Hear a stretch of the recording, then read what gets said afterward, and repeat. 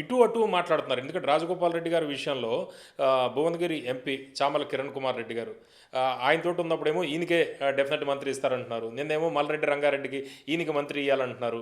అంటే ఎట్లా దీన్ని ఎట్లా ఆయన ఒంటరి అయ్యాడా ఇప్పుడు రాజగోపాల్ రెడ్డి గారు?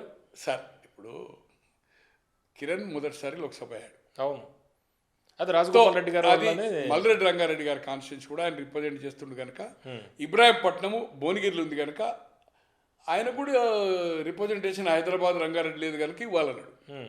ఇంకోటి ఆలేరు ఎమ్మెల్యే ఆయన యాదవ్ నాకు ఆయనకు కూడా అన్నాడు. మాదిగా మాలయేశ్వర ఉంటే వీరేశం కూడా ఆయన మంత్రి అన్నాడు.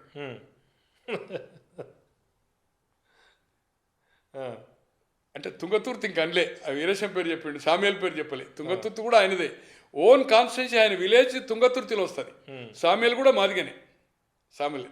ఇప్పుడు ఒకటి జనగాం, ఇబ్రాహీంపట్నం, భువనగిరి, ఆలేర్, తుంగతుర్తి, మునుగోడ్ అండ్ నకరకల్.